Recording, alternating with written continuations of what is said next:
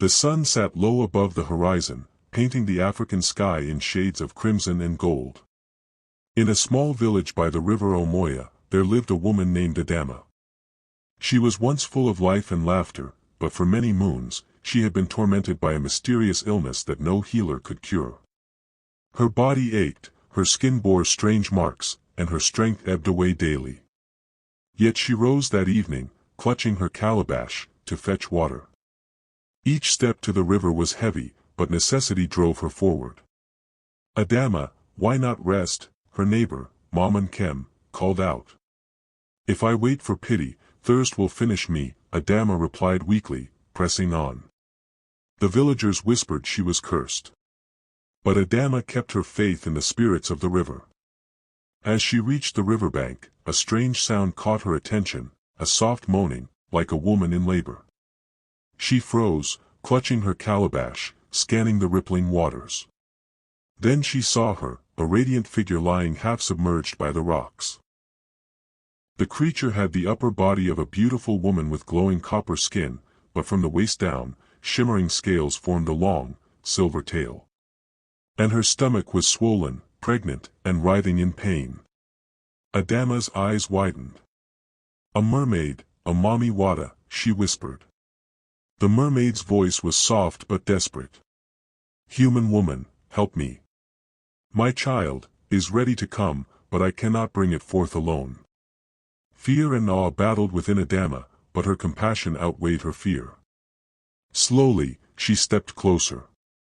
Adama trembled as she looked at the mermaid's large, tear-filled eyes.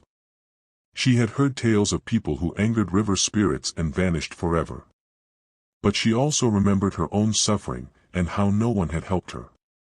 "Tell me what I must do," Adama said, her voice quivering. The mermaid grasped her hand with surprising warmth. "Stay by me. Pour water upon my belly when the pain strikes. Do not turn away, no matter what you see." The river seemed to hush. The trees bowed, the wind stilled, and even the frogs quieted, as if the whole world paused for the sacred moment. Hours passed in labor.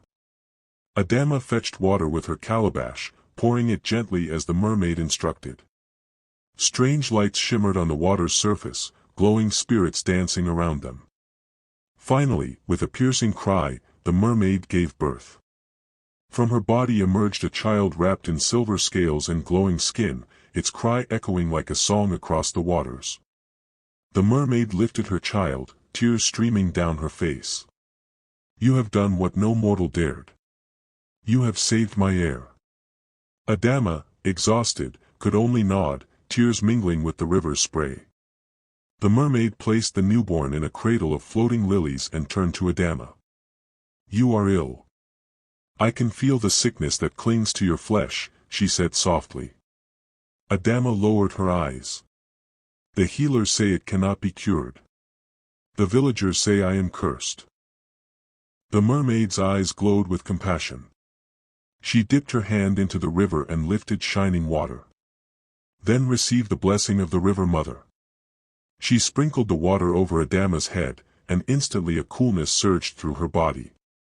The marks on her skin faded, her weakness vanished, and strength filled her bones.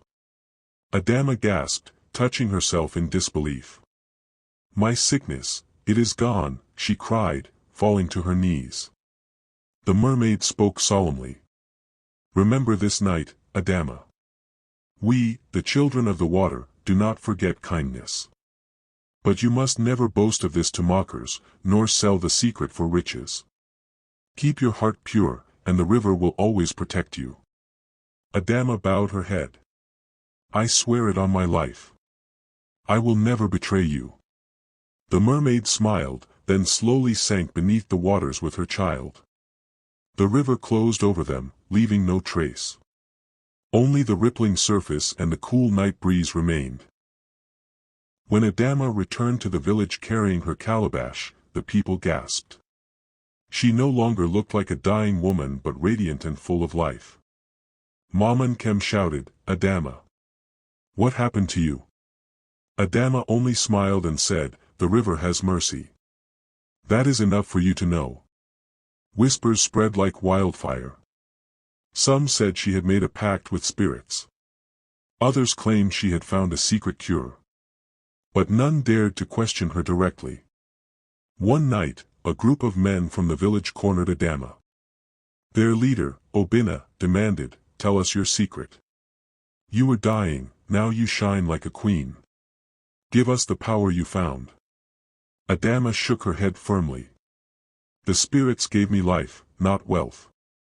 What they gave was not for sale." But Obinna spat. "You hide treasure from us. You consort with demons." Fear gripped her heart, but she remembered the mermaid's words, "The river will always protect you." So she walked away without another word. Days later, Obinna and his men went to the river at night, hoping to summon the mermaid themselves. They chanted and threw offerings into the water, demanding riches. Suddenly, the river rose in a violent surge. Waves crashed upon them, and a storm of thunder and lightning filled the sky. Obinna's cries echoed as he and his men vanished into the depths, never to be seen again. From that night on, no one in the village dared speak ill of Adama again. Years passed, and Adama lived long and well, her body strong and her heart filled with gratitude. She became known as the village's quiet mother, caring for children and teaching kindness.